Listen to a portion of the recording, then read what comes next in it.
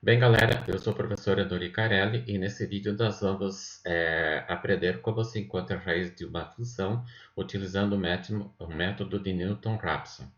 Iniciamos tomando uma função f de x contínua no intervalo AB e que tem uma raiz alfa única nesse intervalo. E suponhamos que as derivadas de primeira ordem f' de x e de segunda ordem f duas linhas de x sejam contínuas no intervalo AB.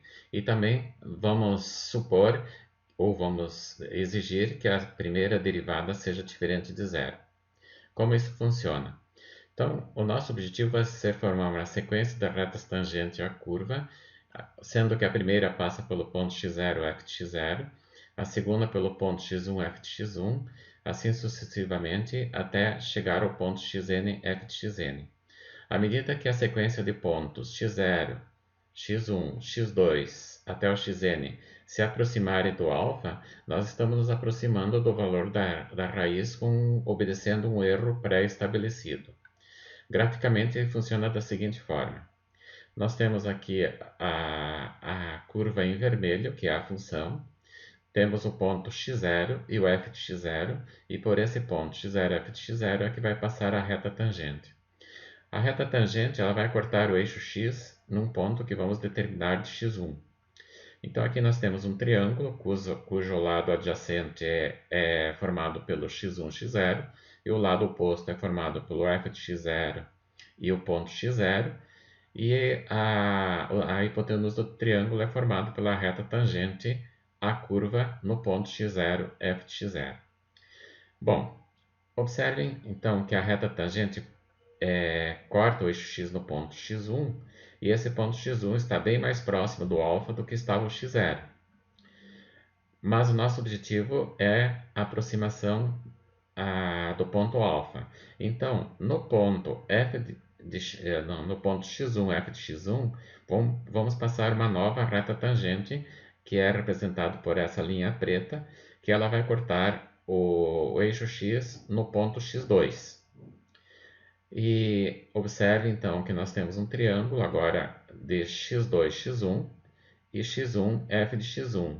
E a hipotenusa desse triângulo é a reta tangente, é uma parte da reta tangente. Já o x2 está bem mais próximo do alfa, e isso significa que nós estamos atingindo o objetivo de pegar uma sequência de pontos que se aproximam do alfa. Agora, a próxima reta tangente, então vamos pegar o ponto x2, f de x2, e passamos a reta tangente, e sobre o eixo x, ela vai cortar um ponto f de x3, que estará bem mais próximo do alfa. E assim nós vamos proceder até encontrar o ponto xn que esteja tão próximo do alfa quanto o erro que nós estabelecemos. Agora, o nosso objetivo é determinar os procedimentos matemáticos para fazer as iterações que levem a isso. Então, observem que a reta que passa pelo ponto x0, f de x0 e tangencia a curva nesse ponto, ela tem o lado oposto do triângulo x0, f de x0 e o lado adjacente x0 e x1. E nós sabemos que para determinar uma equação da reta, nós fazemos o y1 menos o y0 igual ao coeficiente angular vezes o x1 menos o x0. No nosso caso, nós estamos usando para coeficiente angular f' de x0 porque nós estamos procurando retas tangentes à curva. Bem, então no ponto x1,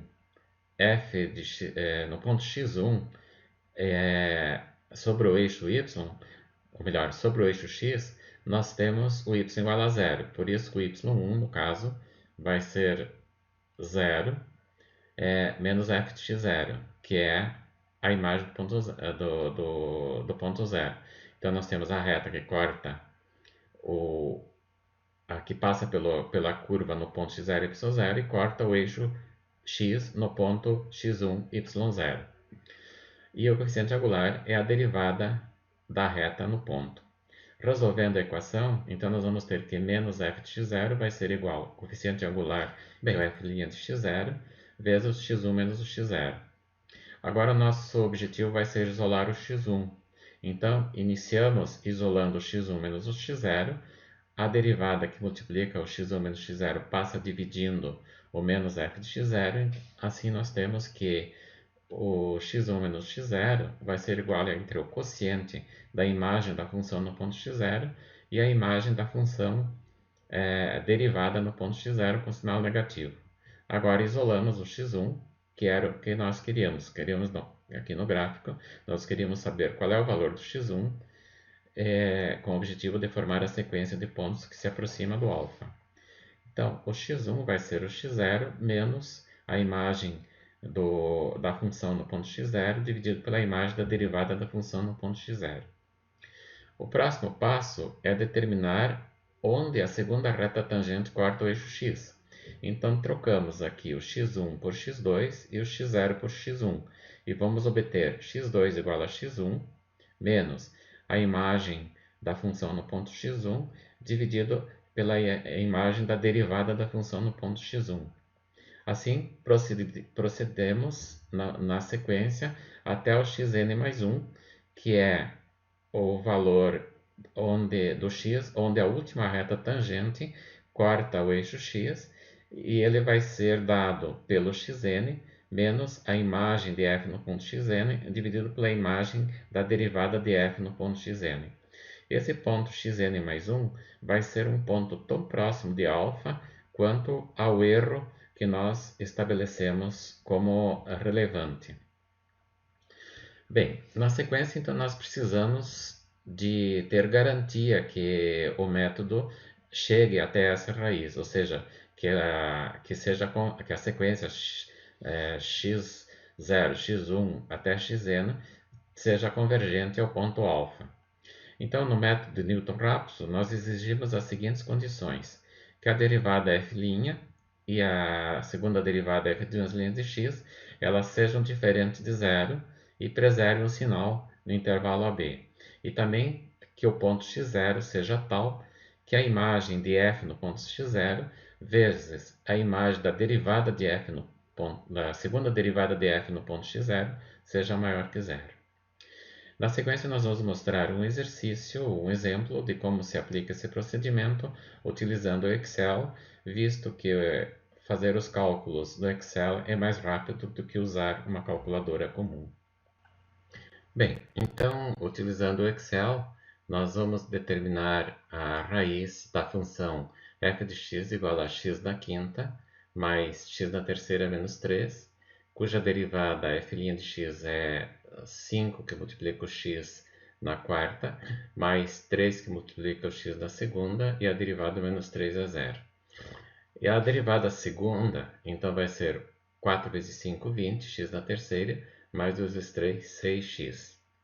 Agora vamos determinar o intervalo da raiz. Então, vamos testar o número 1. O 1, quando aplicado na função, ele vai ter imagem menos 1, porque vai ficar 1 na quinta, mais 1 na segunda dá 2, menos 3 dá menos 1, ou seja, a imagem negativa.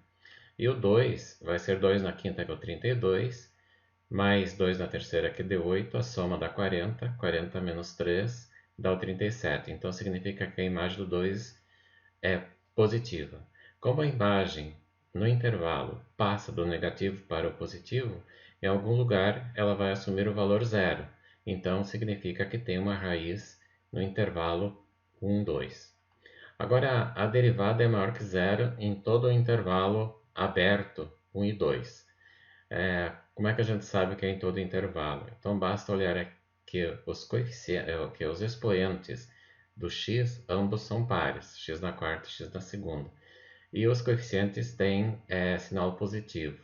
Então, a imagem no intervalo aberto 1, 2 será positiva para todos os valores. Isso garante que a raiz é única. Agora, como a função é crescente, vamos pegar o triângulo formado pela tangente no lado direito da raiz. Então, o x0 vai ser o limite superior do intervalo, ou seja, o x0 vai ser 2.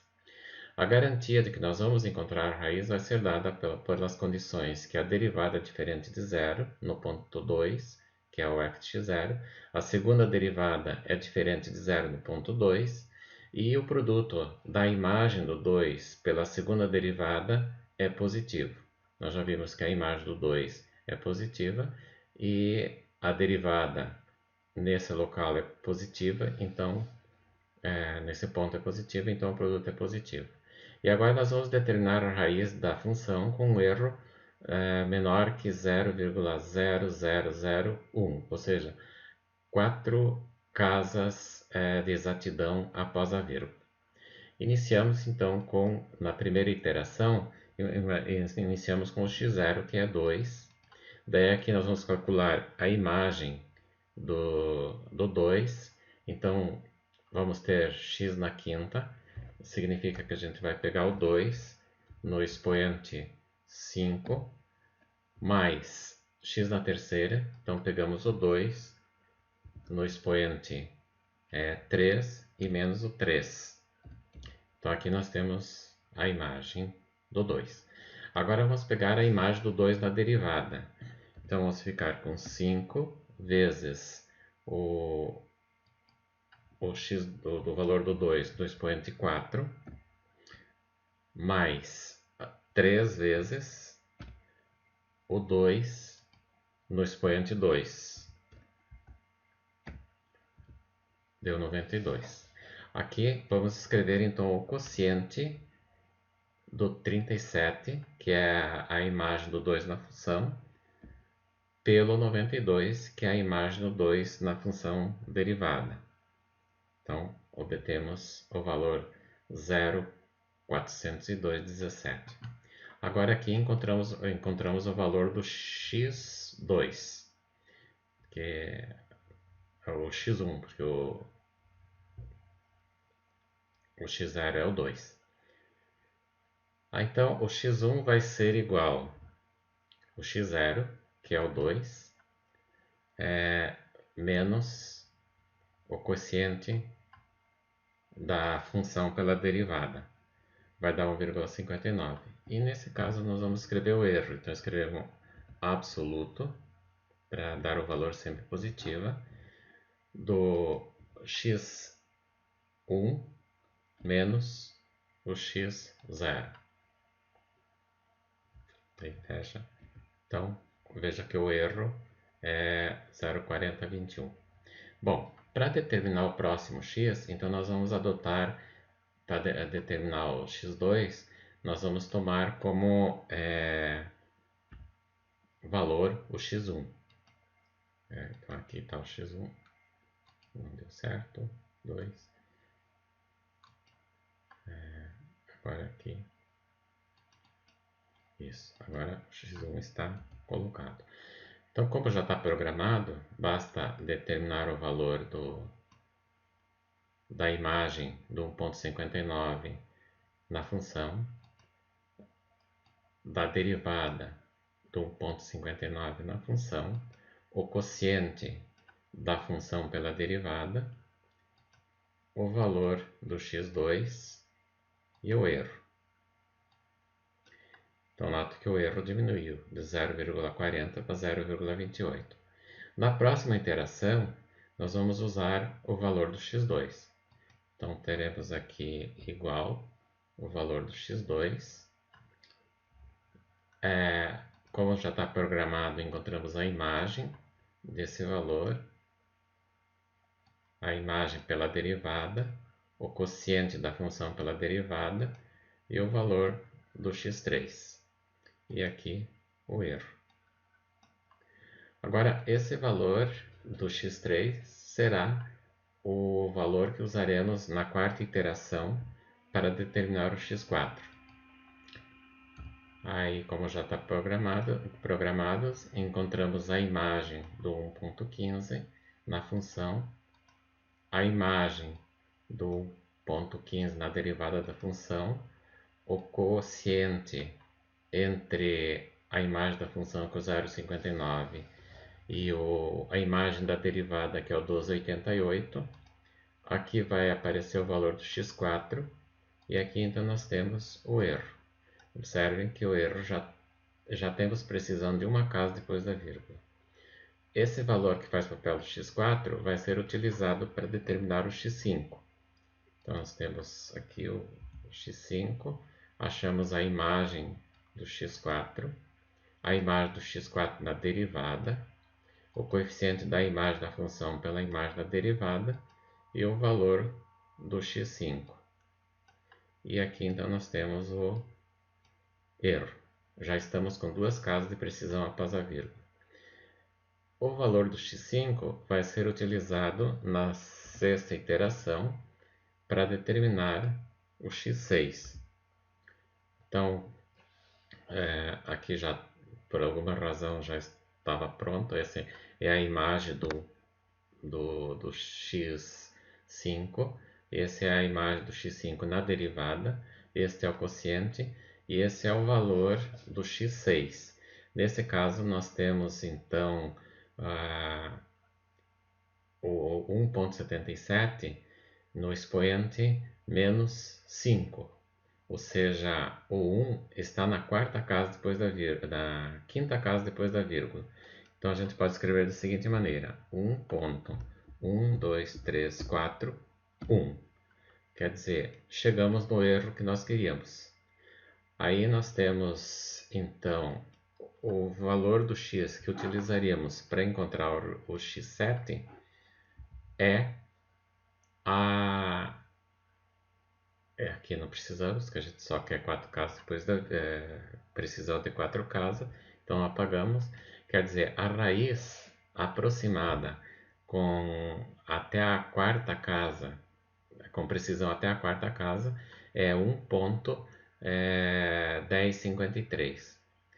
Vamos olhar no gráfico. Nós temos aqui a função, a raiz. Esse gráfico foi feito no décimos, então a raiz vai ser 1.105, quer dizer, o décimo deu precisão até a terceira casa depois da vírgula. No processo que nós encontramos, fizemos até a quarta casa. Então, com isso, a gente finaliza o estudo de como determinar as raízes pelo método de Newton-Raphson. Bom estudo e até a próxima.